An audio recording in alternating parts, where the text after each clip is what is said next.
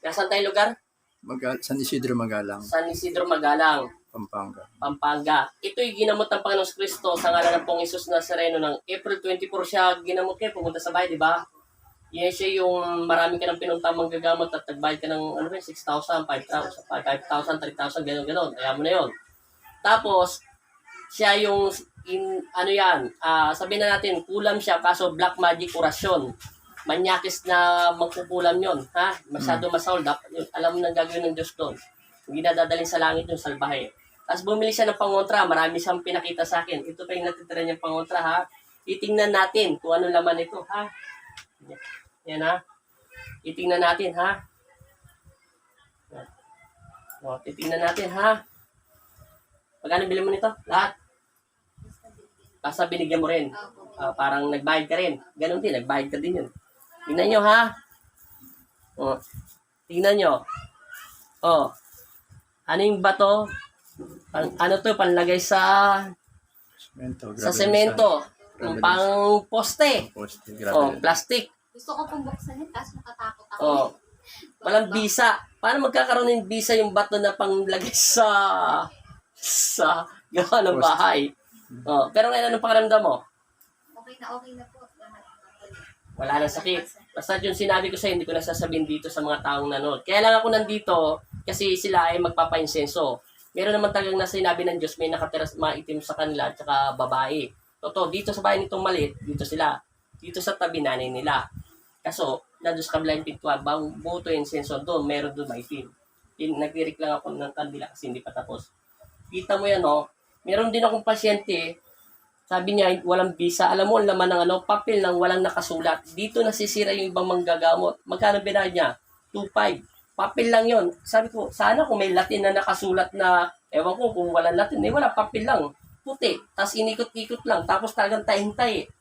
Tapos nakasulat pa sa pula. Ito, nakaitim. Tapos bato. Kita mo, may bisa ba yan? Maganda na ito. Pambala ng tinedor ay karedor. Meron po niya malaki po, ganyang kalaki pula. No, kita mo, batong-bato, latado. O, kita niyo po yan. Ngayon, pinagaling na siya ng Diyos. Kaya lang nandito ko sa San Isidro Magalang, Pampanga para magbasbas. Mamaya, makikita niyo naman na babasbasan ng Diyos. Importante, magaling na si ate. Wala na yung manyakis na orasyon na balang araw. Malalaman mo rin kung ano rin mangyayari doon sa karma mangyayari sa kanya. At maraming salamat, ha. Lagi lang kayo magdasal. Ito, yung kanina pinakita ko, bato. Ito naman, 3,000. Yan. Pero nakakapasok pa rin. Nakikita? Sige po. Nakikita to? Nakikita po. Nakakapasok pa rin yung orasyon na, ano ba to? Yung black magic na orasyon. Gumagamit siya ng black magic, yung manyakis. Na kung ano-anong pinaglalagay sa kanyang karayong, parbible, tantax, bulate, halo-halo. Bali matagal niya ng sakit. Tingnan mo yan, oh. Yan dyan nakakasira. Bato, 3,000, walang bisa. Hindi umiinit yung kamay ko sa kanya. Hindi, wala akong maramdaman na energy sa kanya. Yan, oh. Yan. Walang bisa to. Oh. Ito. Gusto kong tumawa rito sa salbahing manggagamot dito, eh. Hindi to manggagamot, manloloko. Bato, huwa ka na lang bato dyan, tapos tali mo, benta. Okay na po, ha. Sa kanila galing to, ha. Napadayo lang ako rito, nag-insenso lang ako, sa kanila to galing. Marami pa daw, eh. Kaso yung iba, natapon na. Natapon na po, malalaking kulay pula. Malalaking kulay pula. Ay, Ginoo, pastilan. Tatawarin tayo ng Panginoon Kristo. Ginagawa natin panloloko sa kapwa natin tao. Walang bisa. Yung kanina? Yun po, pumunta kami dun sa bahay ng babae na albularyo. Sabi? May nagpagumot doon na nastisod daw ata ng kapre. Ginanon lang yung likod niya. Okay na, sige, wala nang kapre sa'yo. Wala man pong 1 minute, malis na. Magaling na. Hindi siya hinawakan? Hinawakan po, ganun lang. Ginanon lang. 1 minute. Ganon yun, sigurado? Opo. Tapos okay na, uwi ka na. Uwi ka na? Lahat na nagpapagamot sa kanya. Pinalin niya pa si Papa Jesus, ah. Si Papa Jesus niya, laging yayakapin pa yung tao, anak. Manampalataya ka. Yun ang sinasabi ng Diyos, di ba? Ay, siya, sandali lang. Parang tiwala na siya. Parang siya po yung Jesus na nagpagaling.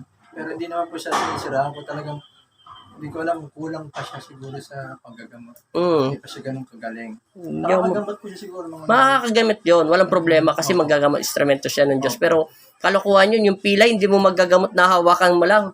Wala pa ako nabalita ng gano'n, may pilay lamig. Opo. Hahawakan mo tapos bigla ka nang gagaling. Hindi pa ako maniwala.